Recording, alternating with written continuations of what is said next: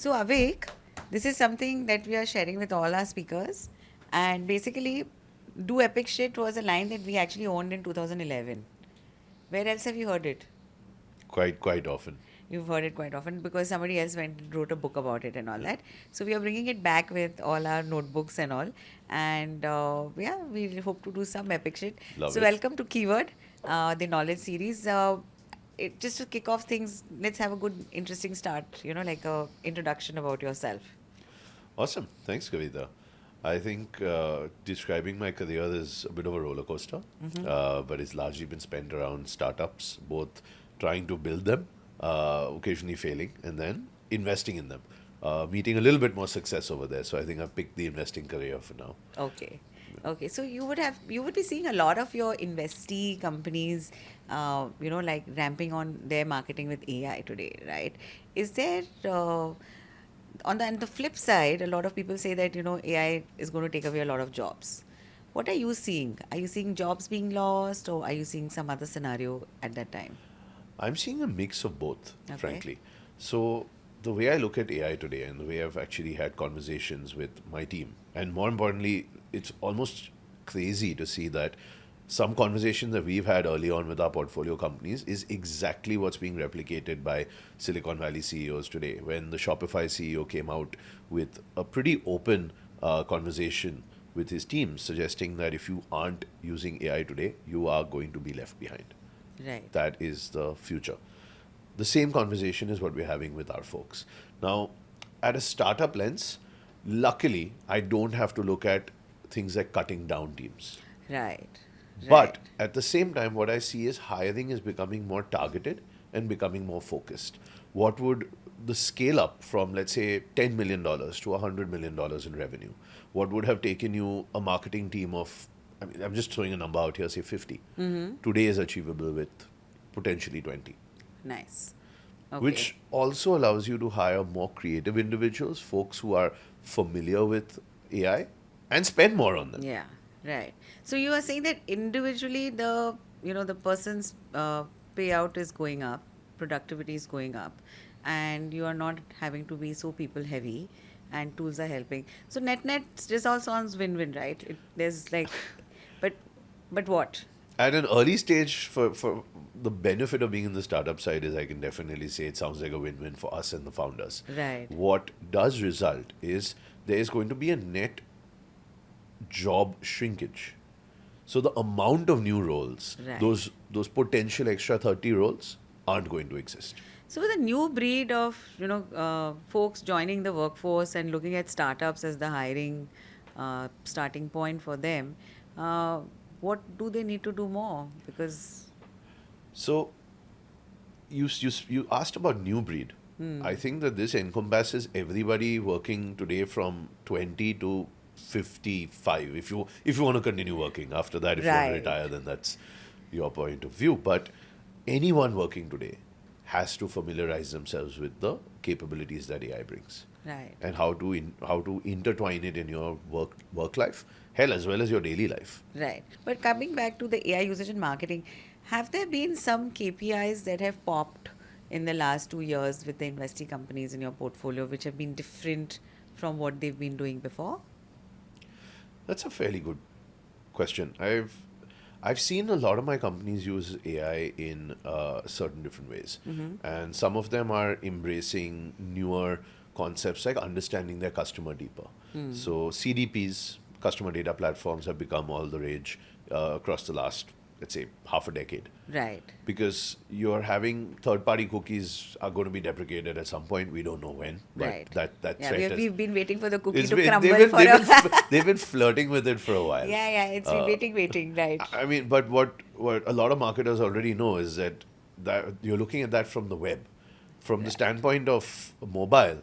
Apple has already put in this privacy for a very long time. right, This is gone. So if you're an Android users, you can still track them, understand them a lot better. On the right, iOS systems, you can't. People are moving more and more to a mix of phone and laptop right. usage. So how do you optimize more for phone usage? How do you understand your customers as deeply as possible with the limited and ever more limited information that you're getting? Also budgets, right? I mean, if it's at a startup or even if it's at Series A, the marketing budgets don't really jump overnight, right? Yeah. They do maybe for some parts of it, but not for resources and not probably for high-end CDPs to get installed.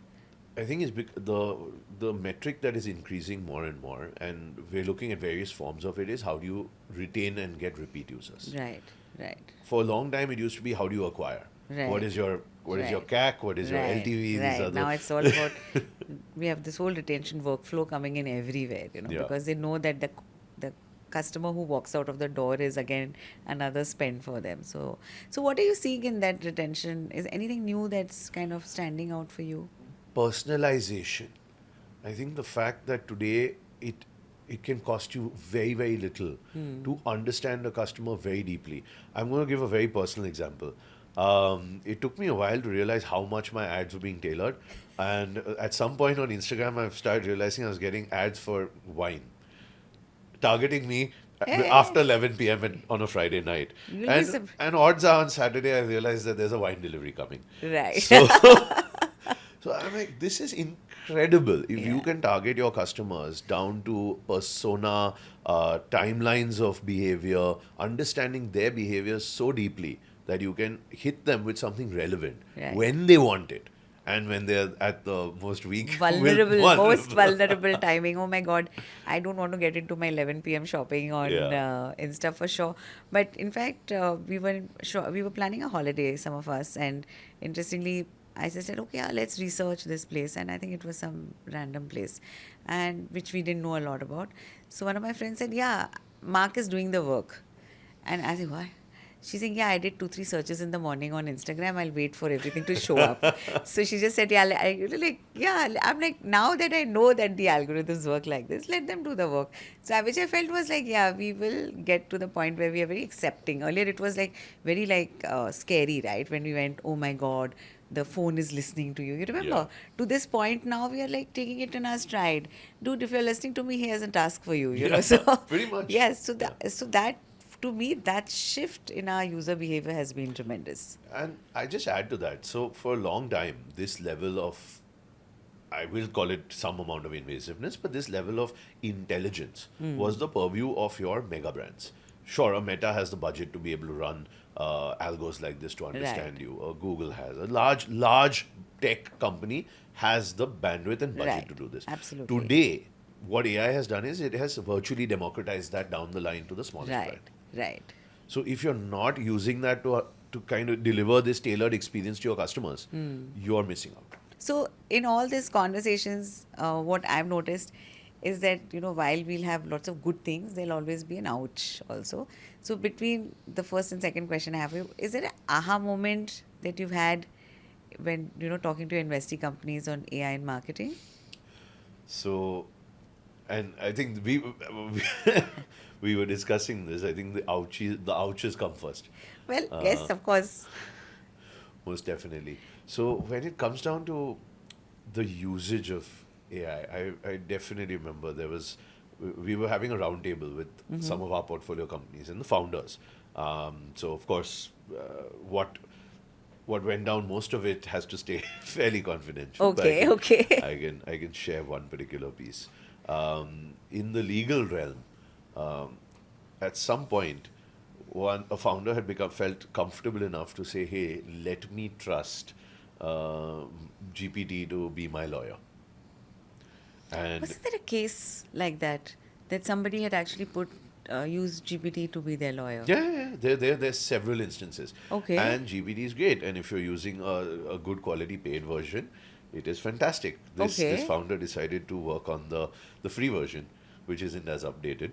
And once they had a contract ready, they almost sent it out without vetting from their external legal team. When the okay. external legal team took a look at it, they just said, hey, "Do you realize that you nearly lost control of your business Wow, because that's truly an ouch moment. you missed out on an extremely critical clause."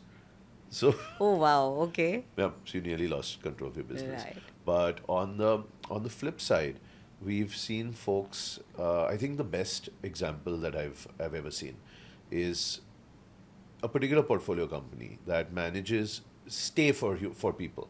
It's a managed living service apartments, effectively. Okay. Okay. And they realized that one of the biggest differentiators being used by large hotel chains today is they've already used the CDP, as we discussed, like a Right. customer data platform, to understand customer preferences in and out. Right. They looked at it and realized that customers don't like everyone asks for either early check-in, Right. late checkout, Right. different timing checkouts, and then they spent some time. So they used the marketing element from what customer feedback was. They plugged it into an AI modeling system to understand what is the actual outcome that happens if we give customers a 24-hour period. Let's say you check in at 3 p.m. Check out by the next day at 3 p.m. We don't mind. We have now just changed it completely. You want to check in at 9 a.m., check out at 9 a.m. Right. It's Wow. a 24 hours window system instead of your traditional hotel model. Right. They instead of seeing a drop in revenues, they saw an increase because the Right. moment they publicized it, folks started booking with them preferentially. Right. Yeah. And they realized that a lot of the use cases for customers were folks who would have otherwise flown in the morning to another city, And left the night. spent the entire day, and left the night before, Yeah. Yeah. because existing hotel systems didn't cater for that. Forget. Right. Instead, they now can stay, which is a hotel revenue night that wouldn't have otherwise been earned by this Right. by this Right. managed apartment. Right. So now, so that's a good aha moment. And this AI modeling, we've spoken to a few other folks, and they've talked about having gained insights when they crunched a large amount of data that goes back into the system and then comes back as great insights, etc. So, where do you see this next? Can you crystal gaze for a bit and see where it'll go in the next 2 years? In terms of understanding your customer, Not just that. I mean, generally in AI and marketing, like, we are now, like, you probably understand your customer sometimes better than one of your acquaintances in real life. If you have that much of data, right? yeah. You have data on his preferences. Maybe I, as a friend, may not know a lot of things, but suddenly my data will tell somebody, a complete stranger, so much more about me, right? So, in this evolving, no privacy, very, like flat world, what else do you think will happen?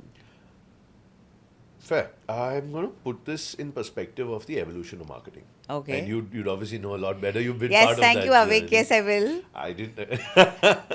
Didn't I mean. will. But yes, from a long time, marketing was looked at as, hey, let us put advertising out there into a newspaper. Let me figure out where I should spend my money on billboards, on TV ads, on radio ads. Right. It was effectively advertising. Right. Over time, marketing changed into let me understand how to build better relationships with my customers. And today, the way I see it, as of today, marketing is a driving force in a business. How do you increase your revenue? How do you increase your customer Right. engagement? How do you increase your customer Right. experience? Marketing has now become a essential part of business. Right. It's a revenue driver, Right. not simply a cost center Right. in a business. Right. So that's Absolutely. that's my view of the evolution, and I see that evolving even deeper, Right. because now a marketer's job should be overall to take those insights and help push them even faster into a business to understand what should my next product launch be, Right. what Right. should my next customization be, what is my timings for these launches, how should I release these drops, Right. what SKUs. I think a marketer's job is now going to be plugged in across an entire business. Right. So that's my view of the evolution of using AI for a marketer to basically grow in a. I think, yeah, that's a good point that you did that little recap of these many years. And I think marketers have started to influence product decisions very vehemently, because I think that's also their way of proving, or our way of proving our value to the entire value chain. But coming back to again some more crystal gazing, which is what, like everybody likes to do, this trend spotting, crystal gazing.